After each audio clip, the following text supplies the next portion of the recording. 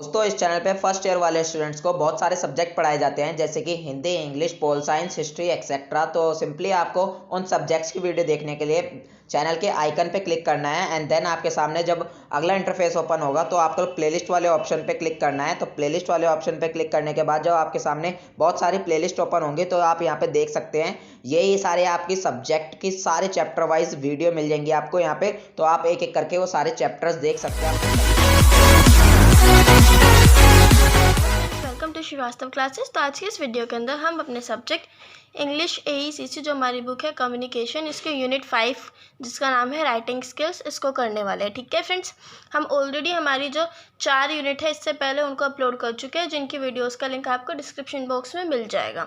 ठीक है, और फ्रेंड्स हमारे चैनल पर ग्रेजुएशन के और भी सब्जेक्ट्स पढ़ाए जाते हैं जिनकी वीडियोज़ के लिंक भी आपको डिस्क्रिप्शन बॉक्स में मिल जाएंगे। ठीक है फ्रेंड्स, अच्छा फ्रेंड्स हमारे यूनिट 5 का फर्स्ट पार्ट है। ठीक है, हमने अपने यूनिट 5 को 2 पार्ट्स के अंदर डिवाइड किया, तो हमारा फर्स्ट पार्ट है और हमारी जो यूनिट 5 है वो हमारे सेकंड पार्ट के अंदर कंप्लीट हो जाएगी। ठीक है, और एक और बात मैं आपको बता दूं फ्रेंड्स कि हमारे इंग्लिश AECC जो हमारी कम्युनिकेशन बुक है ये उसके लास्ट यूनिट है। ठीक है, इसमें हमारा जो हमारी इंग्लिश कम्युनिकेशन है ये कंप्लीट हो जाएगा, ये सब्जेक्ट हमारा। ठीक है, चलिए स्टार्ट करते हैं अपना टॉपिक। तो फर्स्ट टॉपिक जो हमारा वो है राइटिंग प्रोसेस। ठीक है, तो हम इसमें राइटिंग प्रोसेस को पढ़ने वाले हैं। Okay, as writing is a process, जैसे कि राइटिंग एक प्रक्रिया है। ठीक है ना, so therefore it usually follows a particular sequence. इसलिए देयरफॉर का मतलब इसलिए यूजुअली ये फॉलो करती है एक पर्टिकुलर सीक्वेंस को। ठीक है ना, यानी राइटिंग जैसे कि एक प्रोसेस है तो ये फॉलो करता है एक सीक्वेंस को। ठीक है, जैसे कि फर्स्ट होता है pre right, right and re right. ठीक है, प्री राइट का मतलब होता है लिखने से पहले, फिर जब हम लिखते हैं और वापस से लिखना। ठीक है, तो ये हमारे पूरा सीक्वेंस होता है। तो चलिए सबसे पहले देखते हैं अपने फर्स्ट पॉइंट को जो कि है प्री राइट। ठीक है, pre writing is a process which comes before actual writing begins. तो प्री राइटिंग जो होता है ये एक ऐसा प्रोसेस है जो कि पहले आता है जब हम लिखना शुरू करते हैं उससे पहले, यानी कि जब हम एक्चुअली में अपनी राइटिंग शुरू करते हैं तो उससे पहले आने वाला प्रोसेस होता है जिसको प्री राइटिंग कहते हैं। ठीक है, प्री का मतलब होता है पहले एंड राइटिंग यानी कि राइटिंग से पहले वाला जो प्रोसेस होता है। ठीक है friends, one must think over certain significant aspects before one begin writing they are, यानी कि किसी को भी जैसे कि कोई लिखने चलता है तो उसको कुछ महत्वपूर्ण पहलुओं के ऊपर पहले सोचना पड़ता है लिखने से पहले। यानी कि अगर कोई कुछ लिखने जा रहा है तो उसको लिखने से पहले बहुत सारी ऐसी बातें होती है जिनके ऊपर काम करना होता है, जिनके बारे में सोचना होता है। ठीक है, सो दे आर, तो वो बातें क्या क्या हैं जिनका ध्यान रखना होता है। ठीक है ना, one should figure out AIIMS and goals of writing, यानी कि सबसे पहले तो किसी को ये फिगर आउट करना चाहिए, ये जानना चाहिए कि वो जो लिख रहे हैं उस पर लिखने का लक्ष्य क्या है, यानी कि किस लक्ष्य के साथ वो लिखना चाहते हैं, यानी लिख क्यों रहे हैं। ठीक है फ्रेंड्स, नेक्स्ट पॉइंट होता है one should gather all available information and data on subject one decides to write, यानी कि जो भी कोई लिखना चाहता है उसको इकट्ठी करनी चाहिए सारी इन्फॉर्मेशन और डाटा उस सब्जेक्ट से रिलेटेड जिसके बारे में भी वो लिखना चाहते हैं। यानी आप जिस भी टॉपिक के बारे में लिखना चाहते हो, आपने जो भी टॉपिक डिसाइड किया है जिसके ऊपर आप लिखना चाहते हो, उससे रिलेटेड जितनी भी इन्फॉर्मेशन आप जहाँ से भी आपके पास अवेलेबल कर सको, आपको सारी इन्फॉर्मेशन और डाटा पहले इकट्ठा कर लेना चाहिए। आपके पास पहले फ्रेंड्स कंटेंट तो होना चाहिए ना लिखने के लिए, तो ठीक है, तो पहले सबसे पहले कंटेंट इकट्ठा कर लो। ठीक है ना, फिर नेक्स्ट पॉइंट है one should then determine the style of writing. ठीक है ना, फिर जब आप कंटेंट भी इकट्ठा कर लो अपने पास तो फिर आपको डिटरमाइन करना चाहिए, ये निश्चित करना चाहिए कि आप अपना स्टाइल ऑफ राइटिंग क्या रखना चाहते हैं, यानी कि आप किस स्टाइल में अपनी राइटिंग करना चाहते हैं। ठीक है, किस तरीके से करना चाहते हैं, तो आपको फिर बाद में ये चूज़ करना चाहिए। ठीक है, नेक्स्ट पॉइंट है हमारा one needs to plan all assignments together and make sure that deadlines for each of them are met. Therefore, it is significant that we make out a plan. So जैसे कि किसी को भी क्या करना चाहिए, ज़रूरत होती है अपने सारे असाइनमेंट्स को एक साथ प्लान करने की, जिससे कि आप ये पक्का कर सको कि जो उनके डेडलाइंस है उन तक आप मतलब कि उनको पार कर लो। होता है ना फ्रेंड्स, कई बार क्या होता है हमें किसी भी काम को करने के लिए डेडलाइंस दी जाती है, जैसे कि हम जैसे कॉलेज स्टूडेंट्स होते हैं तो हमको कह दिया जाता है कि इसे 4 घंटे के अंदर करना है आपको, ये टेस्ट वगैरह आपका। ठीक है, तो वो जो 4 घंटे हो जाते हैं वो हमारी डेडलाइन हो जाती है। तो हमें इस तरीके से अपने असाइनमेंट्स या फिर इस तरीके से अपने काम को प्लान करना चाहिए कि जो डेडलाइंस होती है उससे पहले पहले हमारा काम हो जाए। ठीक है, so therefore it is significant that we make out a plan. So इसलिए ये बहुत ज़रूरी है, सिग्निफिकेंट यानी कि महत्वपूर्ण है कि हम जो है एक प्लान बनाए सबसे पहले, ठीक है। नेक्स्ट पॉइंट हमारा, in writing assignments projects for academic purposes a word limit is also set by instructors, teachers, evaluators. क्या होता है, जैसे कि राइटिंग असाइनमेंट्स होते हैं हमारे या फिर प्रोजेक्ट्स होते हैं जो कि किसी एकेडमिक पर्पस के लिए किए जाते हैं, यानी हमारी शिक्षा से रिलेटेड उद्देश्य के लिए होते हैं, ठीक है ना। तो इनमें क्या होता है, एक वर्ड लिमिट हमें सेट कर दी जाती है इंस्ट्रक्टर्स के द्वारा, टीचर्स के द्वारा या फिर इवेल्युएटर्स के द्वारा। तो इनके द्वारा एक वर्ड लिमिट सेट कर दी जाती है, ठीक है ना। तो क्या होता है, हमें फिर जो भी काम करना होता है वो उस वर्ड लिमिट के अंदर करना होता है ना फ्रेंड्स। जैसे कि मैं एग्जाम में बोल देते हैं कि एक रिपोर्ट लिखिए लेकिन उसके मैक्सिमम वर्ड्स जो है वो आपको 150 वर्ड्स इस्तेमाल करने हैं, ठीक है। तो आपको क्या करना होता है, आपको फिर जो भी आप पूरी रिपोर्ट में लिखना चाहते हो उसको आपको 150 वर्ड्स के अंदर ही लिखना पड़ता है। क्यों? क्योंकि आपके ऊपर एक वर्ड लिमिट लगा दी गई है, ठीक है। सो क्या होता है, हमारे राइटिंग असाइनमेंट्स या फिर जो प्रोजेक्ट्स होते हैं जो कि हमारी स्टडी से रिलेटेड होते हैं उनके अंदर एक वर्ड लिमिट सेट कर दी जाती है। One should limit one self with in word limit and give more importance to facts and arguments which are primary to support topic। यानी कि किसी को भी अपने ऊपर वर्ड लिमिट सेट करनी चाहिए, जिससे कि क्या होता है, आप सब ज़्यादा इंपॉर्टेंस जो होते हैं वो उन तथ्यों को और उन आर्ग्यूमेंट्स को देते हैं जो कि आपके टॉपिक को सपोर्ट करने के लिए ज़रूरी होते हैं। फिर आप फालतू की बातें नहीं लिखते, फिर आप इंपॉर्टेंट बातें लिख के छोड़ देते हैं। क्यों? क्योंकि आपके ऊपर एक वर्ड लिमिट है, आप इनसे ज़्यादा शब्दों का इस्तेमाल कर ही नहीं सकते, ठीक है। तो ये बोला है कि किसी के ऊपर भी वर्ड लिमिट जो है वो सेट होनी चाहिए, जिससे कि कोई भी अपने फैक्ट्स को, उन आर्ग्यूमेंट्स को ज़्यादा ज़रूरी समझता है जो उसके टॉपिक के लिए ज़रूरी होते हैं, ठीक है। अब नेक्स्ट है हमारा राइट, ठीक है। तो हमारा सबसे पहले हमने प्री राइट देखा कि प्री राइट के अंदर किन किन बातों का ध्यान रखना चाहिए, ठीक है। अब हम देख रहे हैं राइट। राइट का मतलब होता है लिखना। Once the relevant information and data has been gathered and a rough structure of argument is decided, it is time to process of writing. यानी कि जब एक बार हमारे रेलेवेंट इन्फॉर्मेशन यानी जिस भी टॉपिक के बारे में हम लिखना चाहते हैं उससे रिलेटेड, उससे संबंधित जानकारी और डाटा हम इकट्ठा कर ले और एक रफ स्ट्रक्चर जो होता है वो हम आर्ग्यूमेंट का डिसाइड कर ले कि हमें कैसे कैसे क्या क्या लिखना है, ठीक है। तो ये टाइम होता है, ये सही टाइम होता है कि हम अपना राइटिंग की जो प्रक्रिया होता है वो करें, यानी कि अब हम लिखना शुरू करें, ठीक है। In this phase of writing, one should organize the writing in such a manner that it is easily comprehensible।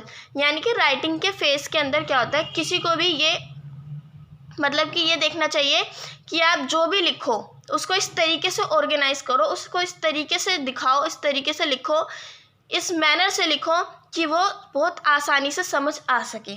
यानी कि जब भी आप कुछ लिखने चलते हैं फ्रेंड्स तो उसको इस तरीके से लिखना, ठीक है ना, कि जो सामने वाला बंदा उसको देखकर आराम से समझ सके, उसको दिक्कत ना हो। यानी अपनी राइटिंग को भी साफ रखना, लिखने के तरीके को भी साफ रखना, ठीक है ना। और जो मेन पॉइंट्स होते हैं उनको हाईलाइट करते चलना, मतलब छोटी छोटी बातों का ध्यान रखना जिससे कि सामने वाले बंदे को आपकी बातों को समझने में दिक्कत ना आए। ओके फ्रेंड्स, नेक्स्ट जो हमारा पॉइंट था वो था रीराइट, यानी कि दोबारा से लिखना, ठीक है। It is final step of writing process.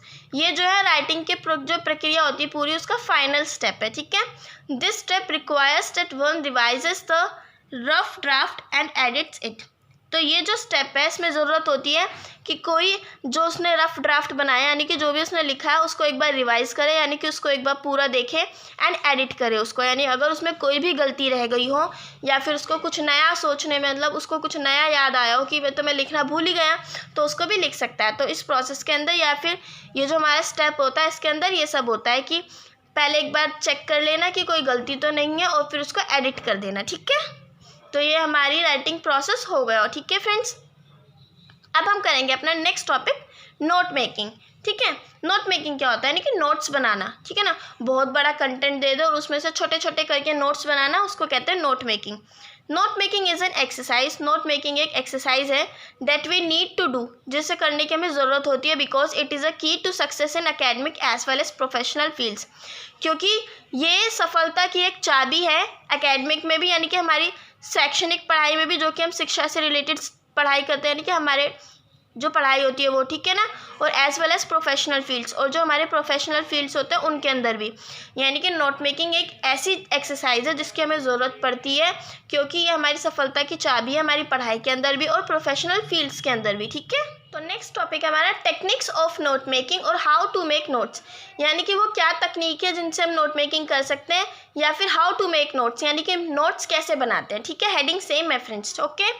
तो फर्स्ट पॉइंट है हमारा, the first significant thing about note making is that reader should read passage quickly और very carefully and try to figure out key ideas, main theme और passage. यानी कि जो सबसे पहली महत्वपूर्ण बात है ये कि जब भी नोट मेकिंग करने चलते हैं तो रीडर जो होता है, यानी कि जो पढ़ने वाला होता है, उसको किसी भी पैसेज को एक तो जल्दी से पढ़ लेना चाहिए और बहुत ध्यानपूर्वक पढ़ना चाहिए। या तो वो उसे जल्दी जल्दी से एक बार पढ़ ले या फिर एक बार उसको बहुत अच्छे से ध्यानपूर्वक पढ़े, ठीक है ना। And try to figure out, और कोशिश करें ये जानने की कि ये जो हमारी पूरा पैसेज दिया है इसके अंदर की आइडियाज़ क्या है, यानी कि इसके अंदर क्या क्या बातें बताई गई हैं, और इसका मेन थीम क्या है, यानी ऐसा कौन से ऐसे थीम है जिससे रिलेटेड ये पूरा पैसेज है, ठीक है ना। तो ऐसी इन बातों को जानने की कोशिश करनी चाहिए। तो नोट मेकिंग करने से पहले जो पैसेज होता है उसको बहुत अच्छे से पढ़ना चाहिए, जो भी उस पैसेज में जो भी बातें बताई हैं, ताकि उनको आप समझ सकें, ठीक है फ्रेंड्स। नेक्स्ट है हमारा, the note maker should put main idea of passage as headings of passage, यानी कि जो नोट मेकर होता है, नोट को बनाने वाला होता है, उसको क्या चाहिए कि जो मेन आइडिया होता है पैसेज का वो उसको हेडिंग के तौर पे इस्तेमाल करे, ठीक है ना। That the note maker should put main idea of passage as heading of passage, यानी कि जो नोट मेकर को ये चाहिए कि मेन आइडिया जो होता है पैसेज का वो उसको पैसेज के हेडिंग की तरह इस्तेमाल करे, ठीक है। The heading should be short, headings जो होती है वो शॉर्ट होनी चाहिए एंड ईजी टू अंडरस्टैंड, और आसानी से समझ में आने लायक होनी चाहिए। And usually written on top middle of page, और यूजुअली कहाँ लिखी होनी चाहिए, पेज के टॉप में, और वो भी बीच में, यानी कि जो हमारा पेपर होता है उसके बीचों बीच लिखी होनी चाहिए सबसे ऊपर, ठीक है। नेक्स्ट पॉइंट है हमारा, अंडर हेडिंग्स ऑफ पैसेज सब हेडिंग्स आर रिटन, यानी कि जो हमारी पैसेज की हेडिंग होती है, यानी कि जब हम नोट मेकिंग करने चलते हैं तो हेडिंग के नीचे हमें सब हेडिंग लिखनी चाहिए, ठीक है ना फ्रेंड्स। अब ये सब हेडिंग क्या होती है, क्या होता है, जैसे कि हमारा कोई एक मेन टॉपिक जो है उसको तो हमें हेडिंग की तरह दिखाने देना चाहिए, लेकिन अगर उसके अंदर भी हमारे छोटे छोटे पॉइंट्स, छोटे छोटे टॉपिक्स दिए हुए हैं तो उनको हम सब हेडिंग्स कहते हैं, ठीक है। तो हेडिंग्स के नीचे सब हेडिंग्स लिखनी चाहिए। Once we are through with subheadings it is essential to write the points under each subheading, यानी कि जब हम एक बार subheadings लिख लेते हैं तो ये ज़रूरी है कि हम उनके नीचे उनके points भी लिखें, यानी कि जो भी हमने heading लिखी है फिर उसके नीचे हमने subheading लिखी तो subheading से related हमें उसके कुछ points भी लिखने होते हैं, तो वो ज़रूरी है कि हम उसके points लिखें, ठीक है फ्रेंड्स। नेक्स्ट पॉइंट है हमारा, अदर सिग्निफिकेंट थिंग्स, यानी कि कुछ जो दूसरी महत्वपूर्ण बात है जिनको ध्यान में रखना चाहिए नोट मेकिंग के दौरान। There is no need to write full sentences in note making, यानी कि यहाँ पे कोई ज़रूरत नहीं है कि आप पूरा सेंटेंस लिखो नोट मेकिंग में, ठीक है ना, आप शॉर्ट में भी लिख सकते हो।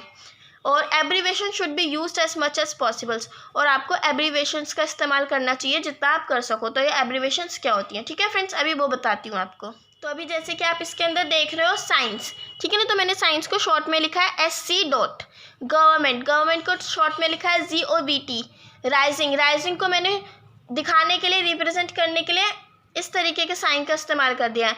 तो ये जो हुई ये हमारी एब्रीवेशंस हुई, यानी किसी भी वर्ड को छोटा करके दिखाना सिंपल वे में, ठीक है, तो इसको कहेंगे एब्रीवेशंस, ठीक है फ्रेंड्स। तो अब हम नीचे एक पूरा फॉर्मेट देखने वाले हैं अपनी नोट मेकिंग का कि कैसे करते हैं, ठीक है। जैसे कि सोचिए हमारा पूरा एक पेपर है, ठीक है, तो मैंने बताया था हेडिंग जो भी हमें लिखनी होती है उसको हम बीच में लिखते हैं टॉप में, ठीक है। फिर उसके बाद हम हेडिंग के नीचे लिखते हैं अपनी सब हेडिंग्स, यानी कि जो हमारा जिस बारे में हम नोट मेकिंग लिख रहे हैं वो तो हो गई। जैसे कि फ्रेंड्स होता है ना, जैसे कि मैं आपके लिए इस चैप्टर की नोट मेकिंग कर रही हूँ तो मैंने हेडिंग में लिखा अपने चैप्टर का नाम, ठीक है। फिर उसके बाद मैं अपनी सब हेडिंग्स लिखना शुरू करती हूँ, जैसे कि मैंने अभी बताया नोट मेकिंग वगैरह, राइटिंग के प्रोसेस वगैरह, तो ये सब मेरी सब हेडिंग्स थी, ठीक है। तो मैंने अपनी सब हेडिंग लिखी, फिर उसके नीचे मैं उनके पॉइंट्स लिखती हूँ। जैसे कि मैं भी आपके एग्जाम्पल के तौर पे वही बता रही हूँ, मैंने सबसे पहले आपको पढ़ाया था राइटिंग के जितने भी प्रोसेस होते हैं, ठीक है। तो मैंने अपनी सब हेडिंग डाली थी, फिर उसके बाद मैंने उससे रिलेटेड सारे पॉइंट्स आपको समझाए थे, ठीक है, वो लिखे थे। ओके फ्रेंड्स, फिर सेकंड जो सब हेडिंग हमने अपनी डाली वो हमारी नोट मेकिंग, ठीक है ना। तो मैंने अपनी नोट मेकिंग के बाद आपको उससे रिलेटेड सारे पॉइंट्स समझाए, ठीक है ना। तो ये है कि मतलब सबसे पहले अपना हेडिंग लिखनी है, यानी कि जो भी हमारे पैसेज का मेन थीम होता है, फिर उसके बाद हमें सब हेडिंग्स और सब हेडिंग्स के नीचे पॉइंट्स लिखना ज़रूरी होता है। और पॉइंट्स को कैसे लिखेंगे फ्रेंड्स, जैसे कि हमारा फर्स्ट पॉइंट होता है उसको 1 पॉइंट ए, सेकेंड पॉइंट को 1 पॉइंट बी, या फिर हम इसको 1.1, 1.2, 1.3 ऐसे करके भी लिख सकते हैं, ठीक है। अच्छा फ्रेंड्स, जब आप अपनी जनरल नॉलेज के लिए नोट्स बना रहे हो, ज़रूरी नहीं आप इन सब रूल्स का फॉलो करो, लेकिन अभी आप एग्ज़ाम के लिए पढ़ रहे हो। अगर आपको एग्ज़ाम में नोट मेकिंग आती है तो आपको इन सब रूल्स को जो है फॉलो करना पड़ेगा, ठीक है। तो जब भी आप वहाँ पे कोई पॉइंट लिखोगे तो 1 पॉइंट ए या फिर 1.1 वगैरह करके लिखना, एंड सेकंड में लिखोगे तो 2 पॉइंट ए या फिर 2.1, ठीक है ना। ऐसे करके अपने पॉइंट्स लिखना, और किसी भी हेडिंग से रिलेटेड, किसी भी सब हेडिंग से रिलेटेड मिनिमम आपको 2 to 3 पॉइंट्स देने होंगे, ठीक है ना। इससे कम पॉइंट्स आप नहीं दे सकते, ठीक है फ्रेंड्स। फिर इसके सबसे नीचे आपको लिखनी पड़ती है एब्रीवेशंस यूज्ड, यानी कि आपने जो भी एब्रीवेशंस इस्तेमाल किए हैं उनको सबको आपके एंड में लिखना होता है, ठीक है ना।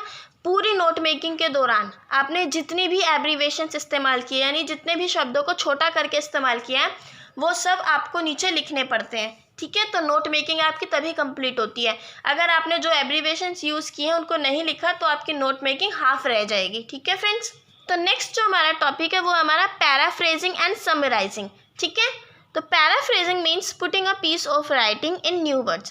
पैराफ्रेजिंग का मतलब होता है किसी भी एक लिखे हुए पीस को नए वर्ड्स के अंदर दर्शाना, यानी कि उसको नए वर्ड्स में लिखना, ठीक है। The result of paraphrasing should be different from original source, यानी कि क्या होता है फ्रेंड्स, जैसे कि कोई एक पूरा पैसेज दिया हुआ है मुझे, ठीक है, और मुझे कहा इसकी पैराफ्रेजिंग करो, तो मैं कैसे करूँगी, मैं पहले उस पूरे जो भी मुझे पूरा पैसेज दिया मैं उसको पढ़ूंगी, ठीक है ना, और फिर उसके बाद मैं उसको अपने लैंग्वेज के अंदर लिख दूंगी, ठीक है ना। तो वो कहलाएगी पैराफ्रेजिंग। पैराफ्रेजिंग के अंदर क्या होता है कि जो भी मैंने लिखा, यानी कि द रिज़ल्ट ऑफ पैराफ्रेजिंग, यानी कि मेरा जो रिज़ल्ट था पैराफ्रेजिंग का वो अलग होना चाहिए ओरिजिनल सोर्स से, यानी कि वो बिल्कुल सेम नहीं होना चाहिए, उससे अलग होना चाहिए, ठीक है ना। So it counts as your original writing. तो जो भी आप पैराफ्रेजिंग करते हो, यानी कि दूसरे पैसेज को अपने तरीके से लिखते हो, तो वो आपका खुद का कंटेंट कहलाता है, ठीक है ना। सो इट काउंट्स एज, वो काउंट होता है एज योर ओरिजिनल राइटिंग, आपकी ओरिजिनल राइटिंग के तौर पे, ठीक है ना। At the same time because you will be giving credit to author of text, so he or she must not be misquoted. तो क्या होता है, सेम टाइम पे आप, जैसे कि आपने कोई बुक ली फ्रेंड्स, ठीक है ना, तो आपने उस बुक को अपने शब्दों के अंदर पूरा लिख दिया और अपनी बुक बना दी, तो उस बुक को आप अपना नाम दे सकते हो, क्यों, और उसे आप अपना ओरिजिनल कंटेंट भी कह सकते हो, क्यों, क्योंकि आप उस बुक के अंदर उस बंदे को क्रेडिट दे रहे हो जिसकी बुक का आपने इस्तेमाल किया, ठीक है ना। तो जब आप अपना क्रेडिट दे दोगे ना उसे, तो आपको कोई ज़रूरत नहीं है कि आप गलत तरीके से लिखें, यानी कि आप जो पैसेज लिख रहे हो आप उसको मतलब सेम होना चाहिए, जो आप समझाना चाहते हो, जो उस पैसेज में समझाया गया है वो सेम होना चाहिए, लेकिन वर्डिंग्स अलग होनी चाहिए, ठीक है ना। तो इससे क्या होगा, आप दूसरे बंदे को, जब दूसरे ऑथर को आप क्रेडिट दे दोगे तो वो आपको गलत भी नहीं समझेगा, और आपको ये भी नहीं होगा कि आप गलत तरीके से लिखो ताकि आपका कंटेंट जो आपका लगे, ठीक है ना। तो ये होती है पैराफ्रेजिंग, यानी कि किसी भी एक पैसेज को अपने शब्दों में लिखना, लेकिन उस पहले पैसेज की जो भी भावना होती है, जो भी उसमें समझाया गया है, वो सब आप अपने पैसेज में समझो, ठीक है ना। Therefore meaning must not B change, इसलिए क्या है, मीनिंग को यानी कि मतलब को बदलने की ज़रूरत नहीं होती है, यानी कि जो उस पैसेज के अंदर मतलब था, जो बात वो कहना चाहता था, वही बात अपने उस बात में कह सकते हो, आप अपने उस पैसेज में बता सकते हो, क्यों, क्योंकि आपने उस ऑथर को क्रेडिट दे दिया है, वो अब आपको गलत नहीं समझेगा, ठीक है। नेक्स्ट है paraphrase retains the same meaning as original. Paraphrase जो होता है ये बरकरार रखता है सेम मतलब बिल्कुल ओरिजिनल की तरह, जैसे कि ओरिजिनल में जो मीनिंग समझाया गया है वही आपके उस पैराफ्रेज के अंदर बरकरार रहता है, ठीक है। एग्जाम्पल के तौर पे मैंने एक एग्जाम्पल लिया है friends, there has been much debate about reasons for the industrial revolution happening in 18th century. क्या यहाँ पे बहुत सारी ऐसी डिबेट हुई थी इस रीज़न से रिलेटेड कि इंडस्ट्रियल रेवोल्यूशन जो थी वो 18th सेंचुरी में कैसे क्यों हुई थी, ठीक है ना, ब्रिटेन के अंदर, रेदर देन इन फ्रांस और जर्मनी, कि वो फ्रांस और जर्मनी में क्यों नहीं हुई, ठीक है। सो अभी हमने इसको पैराफ्रेज्ड किया है, ओके फ्रेंड्स। तो हमने पैराफ्रेज क्या किया, हमने वर्डिंग चेंज कर दिया, बिल्कुल why the industrial revolution occurred in Britain, कि इंडस्ट्रियल रेवोल्यूशन ब्रिटेन में ही क्यों हुई थी 18वीं सेंचुरी में, instead of on the continent, इसके बजाय कि वो किसी महादेश महाद्वीप जैसे कि कॉन्टिनेंट पे नहीं हुई, has been the subject of considerable discussion, तो ये जो है सब्जेक्ट बन गया था उस महत्वपूर्ण डिस्कशन का। तो फ्रेंड्स क्या हुआ, अभी मैंने आपको बताया कि हमारा जो पूरा पैसेज था उसमें ये था कि ये एक टॉपिक, ये एक डिबेट बन गई कि इंडस्ट्रियल रेवोल्यूशन जो 18वीं सेंचुरी में हुई थी वो ब्रिटेन में क्यों हुई, फ्रांस और जर्मनी में क्यों नहीं हुई। तो हमने पैराफ्रेज में भी यही कहा कि जो इंडस्ट्रियल रेवोल्यूशन है वो 18वीं सेंचुरी में ब्रिटेन में क्यों हुई, कॉन्टिनेंट पे क्यों नहीं हुई। तो यहाँ पे कॉन्टिनेंट का मतलब है फ्रांस और जर्मनी, ठीक है ना। तो ये जो था ये सब्जेक्ट बन गया उस महत्वपूर्ण डिस्कशन का, उस महत्वपूर्ण चर्चा का। तो आप समझ रहे हो मतलब सेम है उन दोनों में, लेकिन वर्डिंग्स चेंज है, ठीक है। तो इसको कहते हैं पैराफ्रेज्ड, ठीक है फ्रेंड्स। नेक्स्ट हमारा point, summarising means giving a brief statement of main points of a text in one's own words while maintaining the meaning of original, यानी कि समराइजिंग का मतलब होता है किसी भी मतलब छोटी छोटी स्टेटमेंट देना सिर्फ मेन पॉइंट्स के बारे में किसी भी टेक्स्ट के। यानी कि अगर कोई टेक्स्ट लिखा है और मुझे उसको समराइज़ करना है तो मैं उसको छोटा करके अपने शब्दों में लिखूं, ठीक है ना, इसको कहेंगे समराइजिंग, ठीक है। While maintaining the meaning of originality, यानी कि जो ओरिजिनल है उसका मतलब जो है वो मेरी समरी में समझ आना चाहिए। समरी क्या होता है फ्रेंड्स, जैसे कि सार, ठीक है ना। जैसे कि आप कोई चैप्टर पढ़ते हो तो उसके बारे में जो भी पूरा चैप्टर है उसको शॉर्ट में लिख देना, उसको कहते हैं समरी, ठीक है ना। आपने पढ़ी भी होगी समरी क्या होती है, किसी भी चीज़ की जो पूरी इन्फॉर्मेशन होती है उसको छोटे में लिख देना, ठीक है ना, उसको कहते हैं समरी। तो समराइजिंग हैज़ टू की characteristics in common with paraphrasing, तो जो समराइजिंग है उसकी ऐसी दो विशेषताएं हैं जो कि सेम है, यानी कि समान है पैराफ्रेजिंग से जैसी, ठीक है ना। जैसे कि ओरिजिनलिटी ऑफ एक्सप्रेशन, यानी कि जो बात उसमें दर्शाई गई है उनकी ओरिजिनलिटी बनी रहती है दोनों के अंदर, और प्रिजर्वेशन ऑफ कंटेंट, यानी कि जो कंटेंट होती है उसका संरक्षण होता है उसके अंदर, ठीक है। नेक्स्ट पॉइंट हमारा step by step paraphrasing and summarising, कि पैराफ्रेजिंग और समराइजिंग के जो है इसको स्टेप बाय स्टेप कैसे करते हैं। फर्स्ट पॉइंट है रीड द ओरिजिनल टेक्स्ट, यानी सबसे पहले ओरिजिनल टेक्स्ट को पढ़ो, and the second reading can be specific looking for better understanding of text, फिर उसको एक बार दोबारा पढ़ो उसको अच्छे से समझने के लिए उस टेक्स्ट को, ठीक है। नेक्स्ट है you can underline the main thoughts, आप जो है उस पैसेज से रिलेटेड उसमें मेन जो बातें बताई गई हैं उनको अंडरलाइन कर सकते हो, जो भी आपको मेन लगे, ठीक है ना। थर्ड है you make note of important points, यानी कि इंपॉर्टेंट पॉइंट्स के नोट्स बना लो, ठीक है ना। While making notes try not to copy words from text until there is no substitute for them, यानी कि जब आप नोट्स बना रहे हो तो कोशिश करना कि आप उस टेक्स्ट से वर्ड्स जो है शब्दों जो है उनको कॉपी ना करें, ठीक है ना, जब तक कि आपको कोई सब्सटीट्यूट बचा ही ना हो। यानी कि कोई वर्ड ऐसा होता है ना जिसको कि हमें समझ ही नहीं आता है कि अब इसकी जगह कौन सा वर्ड इस्तेमाल करें, इसका तो मुझे समझ ही नहीं आ रहा है। तो जब तक आपके साथ ऐसा ना हो तब तक किसी भी वर्ड को जो कॉपी ना करें, ठीक है ना। अगर ऐसा कोई वर्ड आ जाए कि हाँ आपको समझ नहीं आ रहा है कि अब इसकी जगह क्या करूँ, तो आप टेक्स्ट से उस वर्ड को कॉपी कर सकते हो, ठीक है ना।